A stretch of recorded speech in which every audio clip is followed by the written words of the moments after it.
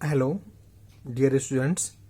आज हम लोग टू वे स्लैब में भार का वितरण पढ़ने जा रहे हैं कि टू वे स्लैब में दोनों पार्टों पर किस तरह से भार वितरण होता है। जैसे आपको बताया गया टू वे की परिभाषा क्या होती है टू वे स्लैब में, तो जानते ही हम लोग हैं कि टू वे का मतलब ही होता है कि दो डायरेक्शन यानी दो दिशाओं में जो है भार का वितरण होता है। यहाँ पे यानी चारों दीवारें जो होती हैं यह आपको जो है भार को सहन करती है। इस तरह से जो है इसकी बहुत सी विशेषता के बारे में पिछले वीडियो में बता दिया गया है। अब इस वीडियो हम देखते हैं कि दोनों पार्टों पर भार कितना कितना पहुंचेगा, दोनों आलम्बों पर यानी छोटी पार्ट पर बड़ी पार्ट पे यानी इस दीवार पर कितना भार पहुंचेगा, हम इस बात को समझेंगे। टॉपिक हमारा है बहुत महत्वपूर्ण पॉइंट्स है, आगे इन्हीं के सहारे हमें भार ज्ञात करना होगा और आगे इन्हीं के माध्यम से आगे हम जो है गणनाएं अभिकल्पन कर सकते हैं। पॉइंट्स हमारा है शुद्धालंबित द्विदैशिक स्लैब जिससे कोने आबद्ध नहीं है, उनमें पहला पॉइंट पढ़ने जा रहे हैं भार का वितरण, लोड डिस्ट्रीब्यूशन कैसे हमारा होता है। जैसे पता आप लोगों को है कि भार का वितरण में जो है यदि हमारा कोई इकाई क्षेत्रफल का कोई क्षेत्रफल है टू वे स्लैब में तो हमारा भार जो है इस डायरेक्शन में भी होता है और भार हमारा जो है इस डायरेक्शन में भी होता है। इस तरह से टू वे डायरेक्शन में होता है, इस कारण से टू वे स्लैब कहते हैं। टू वे स्लैब में भार जो है इनके पार्टों की लंबाई के अनुपात में बढ़ जाता है, यानी लंबाई जितना अधिक होगी उतना ही कम भार यानी उनके अनुपात में बटेगा। कम अधिक की बात हम करेंगे आगे। वैसे आप समझ लीजिए कि यदि टू वे स्लैब में छोटा पार्ट होगा तो भार अधिक आएगा और पहले आएगा, बड़ा पार्ट होगा भार कम आएगा और बाद में आएगा, यानी भिन्न भिन्न भार पार्टों पे लंबाई के अनुपात में बढ़ता है। तीन लंबाई के अनुपात को ही बेस बना के हम लोग भार का भी अलग अलग डिस्ट्रीब्यूशन ज्ञात करेंगे।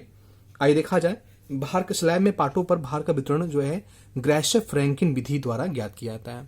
ग्राशर-फ्रैंकिन विधि हमें समझना चाहिए, ये विधि हमारी है द्वारा ज्ञात किया जाता है और ये विधि जो है हम पढ़े हुए हैं, बस इनको कंबाइन करके इनको समझा जाएगा या विक्षेप के नियम के अनुसार हम इसका ग्राफ या इसका जो है एनालिसिस करेंगे।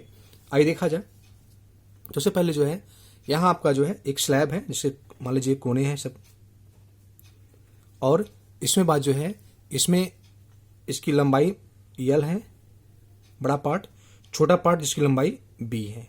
ठीक है, छोटा पार्ट बड़ा पार्ट हो गया। हमने क्या किया, स्लैब के मध्य में 1 मीटर चौड़ी पट्टी छोटे पार्ट के समांतर, 1 मीटर चौड़ी पट्टी बड़े पार्ट के समांतर काट ली है। और यहाँ आप देख सकते हैं कि बीच में एक क्षेत्रफल बना हुआ है, जिससे क्षेत्रफल कितना, एक एरिया बनी हुई है, एक जगह बना हुआ है, क्षेत्रफल कितना बनेगा 1 मीटर स्क्वायर। ऐसे भी 1 मीटर है, ऐसे भी 1 मीटर है, तो यहाँ क्या बनेगा 1 गुणे 1 बनेगा, 1 मीटर स्क्वायर का क्षेत्रफल बन गया। अब यहाँ इमेजिन करिए आप लोग कि यदि हम इस पट्टी को, यानी एक ड्राइंग आप यहाँ से देख सकते हैं, इस पट्टी को जो है नीचे यहाँ आलम्ब है, इस किनारे दीवार है, तो इस आलम्ब को यहाँ टिकाएंगे। उसी प्रकार से यहाँ जो पट्टी है इसके इधर दीवार है, इसको यहाँ यदि हम आलम्ब के रूप में टिकाएं या स्थिर करें, आलम्बित करें, यहाँ पे दीवार के रूप में इसको स्थिर करें या टिकाया जाए, तो यहाँ आप देखेंगे कि बीच में मिड पॉइंट पर दबाव बनेगा, तो जो क्षैतिज से जितना नीचे झुकेगा वो झुकाव की वैल्यू चाहे इधर से देखा जाए छोटे पार्ट समांतर चाहे बड़े पार्ट समांतर देखा जाएगा, दोनों तरफ से वैल्यू हमारी समान होगी। जैसे कि आप जो है कोई बाउल कोई प्लेट ले लीजिए, यानी कोई जो है समतल प्लेट ले लीजिए और उसको बीच में दबाएंगे, तो जो समतल से झुकाव जो उसका बनेगा, बीच में जो उसका विक्षेप बनेगा, जो डिफ्लेक्शन बनेगी, वो छोटे पार्ट समांतर चाहे बड़े पार्ट समांतर इक्वल आएगी। इसी छोटे से बेस को हम आधार मानकर, इस छोटे से पॉइंट्स को बेस मानकर यहाँ पे अगला जो है एनालिसिस किया जाएगा। तो क्या किया गया, यहाँ पे मान लीजिए कि 1 मीटर क्षेत्रफल में जो है स्लैब का पर भार W न्यूटन का है। इस W न्यूटन में से छोटे पार्ट पर WB भार डिस्ट्रीब्यूट हो जा रहा है, अब बड़े पार्ट पर WL भार डिस्ट्रीब्यूट हो जा रहा है। यहाँ लिखा हुआ है पॉइंट्स, छोटे पार्ट पर WB भार डिस्ट्रीब्यूट होगा और बड़े पार्ट पर WL भार डिस्ट्रीब्यूट हो जाएगा। यहाँ आप डायरेक्ट समझ सकते हैं कि यहाँ पे जो है आपका L पार्ट हमारा है, इस पार्ट के दोनों आलम्ब है, दीवार है। यहाँ पे जो है इस पर जो भार, जो डिस्ट्रीब्यूशन भार का हुआ, इस भार का डिस्ट्रीब्यूशन कितना हुआ WL न्यूटन प्रति मीटर का डिस्ट्रीब्यूशन हुआ, भार का वितरण हुआ। और इस पार्ट पर जो है यहाँ पे WB भार का डिस्ट्रीब्यूशन हो गया, यानी W में से ही जो है दोनों पार्टों पर अलग अलग भार डिस्ट्रीब्यूट हो गया। जैसे मान लीजिए कि 100 किलोन्यूटन भार है, 100 किलोन्यूटन भार बस से 60 छोटे पार्ट से WB हो गया और 40 हमारा कितना होगा WL हो गया, तो 60 और 40 मिला के 100 हमारा टोटल हो जाएगा। इसी पॉइंट को हम बेस मानेंगे। तो यहाँ देखा जाए यानी हम यदि बड़े पार्ट के सापेक्ष देखें तो बीच में जो विक्षेप आएगा, डिफ्लेक्शन जो हमारा होगा इधर से और इधर से जो डिफ्लेक्शन हमारा होगा, दोनों पॉइंट्स डिफ्लेक्शन जो हमारा होगा वो इक्वल होगा, बराबर होगा, समान होगा। यानी इधर से डिफ्लेक्शन देखा जाएगा, चाहे बड़ी धरन पे देखा जाए या बड़ी पार्ट पे देखा जाए या छोटी पार्ट पे देखा जाएगा, डिफ्लेक्शन जो होगा, क्योंकि छोटी पार्ट बड़ी पार्ट कहाँ बीच से पट्टी काटी गई है, तो बीच में जो डिफ्लेक्शन होगा वो हमारा किसी भी डायरेक्शन पे समान आएगा। यहाँ पॉइंट्स हमारा है वो देख लेते कुछ पॉइंट्स हमारा है। एक द्विदैशिक स्लैब पर विचार किया गया जिसके इकाई क्षेत्रफल पर W न्यूटन प्रति मीटर स्क्वायर का भार लगा हुआ है। मान लीजिए भार आ रहा है, माना इकाई क्षेत्रफल पर उत्पन्न कुल भार W का वितरण छोटे पार्ट पर WB के रूप में हो रहा है और बड़े पार्ट पर WL के रूप में हो रहा है। ठीक है, तो इस तरह से जो है यानी कि W की जो वैल्यू होगी WB प्लस WL के बराबर होगी। ये पॉइंट हमारा महत्वपूर्ण है। यानी दोनों जो डिस्ट्रीब्यूशन का योग होगा वह जो है कुल भार बराबर होगा। यानी कुल भार में से कुछ भार जो है छोटे पार्ट चला जाएगा और कुछ भार जो है बड़े पार्ट पे चला जाएगा। तो आगे देखते हैं क्या है। अब टू वे स्लैब के मध्य में 1 मीटर चौड़ी दो परस्पर लंबवत पट्टी ली जाए, तब दो पट्टियों के मध्य में अधिकतम विक्षेप बराबर होगा। यानी दोनों पॉइंट पे डिफ्लेक्शन जो होगा, इधर डिफ्लेक्शन इक्वल होगा, और परंतु दोनों पट्टियों पर भार वितरण अलग अलग है। भार अलग अलग है लेकिन दबाव के कारण जो है, चाहे इधर डिफ्लेक्शन देखा जाए इधर डिफ्लेक्शन, दोनों डिफ्लेक्शन हमारी इक्वल आएगी, यानी चाहे से चाहे छोटे पार्ट समानता। अब आइए आगे देखते हैं इसको कैसे हम हल करेंगे। और यहाँ एक पॉइंट्स हमारे हैं कि यह जो है एक शुद्धालंबित धरण के रूप में हो जाएगी जिसके दोनों सिरे आलंबित हैं, बीच में हमारा यूडल लोड लगाया गया। अब चलते हैं देखते हैं पॉइंट्स कैसे बना। इसका डेरिवेशन हमारा है, पॉइंट्स हमारा बना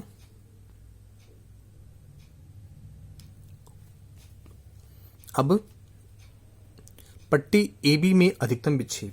पट्टी AB का हमारी है यानी छोटा पार्ट हमारा, जो पार्ट हमारा है यहाँ पे जो छोटा पार्ट हमारा है इसमें डिफ्लेक्शन। आप देख सकते हैं कि यहाँ पे पट्टी AB का जो है एक सेक्शन व्यू बनाया गया है, दोनों सिरा आलंबित है, बीच में यूडल लोड लगा हुआ है। तो हम जानते हैं, हमने ऐसा में पढ़ा हुआ है, शो में पढ़ा हुआ है कि जब कोई धरन अपने दोनों सिरों पर आलंबित होती है, शुद्धालंबित होती है और उसके ऊपर यदि यूडल लोड लगता है, यदि उसके सिरे पर जो है W लोड यूडल लोड के रूप में कार्य कर रहा है, तो ऐसी दशा में विक्षेप जो अधिकतम विक्षेप होता है वो मध्य में होगा। और कितना होता है 5/384 WL4/EI। W हमारा लोड है, यूडल लोड है, L हमारा क्या है उस धरन का पार्ट है। तो यहाँ पे जो है दोनों पार्टों पर अलग अलग भार है, दोनों पार्टों की अलग लंबाई है। तो यहाँ हमारा फॉर्मेट विक्षेप का ही होगा, बस लंबाई और भार का जो है वैल्यू अलग कर देंगे। तो इस तरह से जो है यहाँ पे छोटे पार्ट पर देखा जाए तो यहाँ पे विक्षेप पट्टी AB में अधिकतम विक्षेप deflection is equal to 5/384 WB, उस पर कितना लोड आ रहा है WB लोड आ रहा है, B4 उसका पार्ट है अपान EI। यानी कि जो है आप देख सकते हैं यहाँ पे WB इसका जो है डिस्ट्रीब्यूशन है बाहर का और B इसका स्पैन है। तो इस तरह से जो है WL4 यानी कि भार और जो है पार्ट का पावर 4 बटे EI, इस तरह से हमारा जो है पॉइंट रख दिया गया। इतना विक्षेप हमारा जो है WB B4/EI इसका विक्षेप हो गया।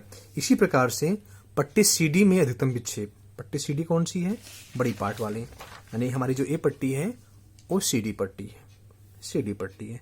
इस पट्टी पर जो है यहाँ पे ध्यान दिखाया गया ड्राइंग में, इस पट्टी पर विक्षेप, यानी इसमें भी शुद्धालंबित धरन के रूप ले रहा है, इसमें भी यूडल लोड WL हमारा है, स्पैन कितना हमारा L है। तो इस तरह से जो है यहाँ भी फॉर्मेट वही बनेगा शुद्धालंबित धरन वाला, और यूडल लोड के कारण जो है विक्षेप कितना बनेगा 5/384 WL4/EI, यानी भार पार्ट का पावर 4/EI। अब चूंकि दोनों डायरेक्शन में देखा जाए तो बीच में जो है पट्टी लिया गया है, बीच में डिफ्लेक्शन समान होगा क्योंकि छत के मध्य में ली गई दोनों पट्टियों के मध्य अधिकतम विक्षेप बराबर होगा। अतः हम जो है समीकरण नंबर 1 और समीकरण नंबर 2 इन दोनों को जो है इक्वल कर दें। इक्वल कर देंगे तो हमारा जो है पॉइंट्स कट जाएंगे, पॉइंट्स कटने के बाद EI कट जाएगा। यहाँ बचेगा WB B4, यहाँ बचेगा WL L4। अब हम आगे जानते ही हैं, मैंने पीछे पॉइंट्स नोट्स कर लिया है कि W की जो वैल्यू है WB WL के योग के बराबर है। तो हम यहाँ पचहत्तर कर लेंगे, तो 75 कर लेंगे यहाँ पे, तो हमारा WB इज इक्वल टू आ जाएगा W माइनस WL, है ना, 75 कर लिया। अरे हम क्या करेंगे, समीकरण नंबर 3 में इसका मान रख देंगे। मान रखेंगे W माइनस WL, यानी कि जो है B4 का जो है WB की value W minus WL, B4 आगे WL4, इसको हम जो है सरल कर लेंगे तो हमारा एक वैल्यू आ जाएगा WL, यानी कि जो है WL की वैल्यू आ जाएगी B4 अपान L4 प्लस B4, अथवा जो है WL इज इक्वल टू हमारा आ गया B4 अपान L4 plus B4 into W। ठीक है, इसी प्रकार से आप देख सकते हैं कि यहाँ जो WL है, यानी जब बड़ा पार्ट हमारा है, बड़े पार्ट पर भार जो होगा तो यहाँ ऊपर B4 रहेगा अपान L4 B4 इंटू W।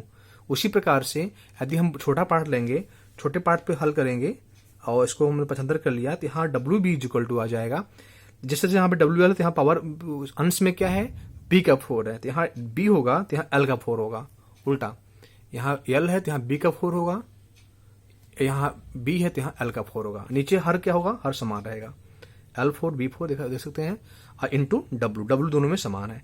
इस तरह से जो है यानी यहाँ आप सरल कर सकते हैं। जैसे हमने जो यहाँ WB equal to W minus WL रखा है, तो हमारा जो है ये फॉर्मूला हमारा आ गया। उसी प्रकार से यदि हम लोग जो है यहीं पर जो है यहाँ पे WL equal to W minus WB रखेंगे तो हमारा जो है ए सिद्ध हो जाएगा। तो इस तरह से जो है हम यहाँ हल कर लेते हैं, और इसको याद करने का तरीका हमारा है, आपको मैं लिख के बता देता हूँ। यदि यहाँ पे हमें छोटे पार्ट पे निकालना है, यानी WB पे निकालना है, WB छोटा पार्ट बाहर निकालना है, तो ऊपर क्या होगा L4, ठीक है, बड़ा पार्ट वाला अपान B4 plus L4 into W। और यदि हमें जो है बड़ा पार्ट निकालना, बड़े पार्ट का बाहर निकालना है, WL निकालना है, तो ऊपर क्या होगा इसका उल्टा B4 अपान B4 plus L4 into W। तो इस तरह से जो है हमारा B है तो यहाँ L4, नीचे हर और इसके वैल्यू जो आगे गुणक जो है दोनों समान है, बस ऊपर का अंश बदल जा रहा है हमारा। इस तरह से हम ट्रिक से याद कर लेंगे, और इस तरह से जो है टू वे स्लैब में भार का वितरण का डिस्ट्रीब्यूशन होता है। ठीक है, तो आप समझ गए होंगे। अब अगली वीडियो में हम जो इसके बारे में कुछ और देखते हैं।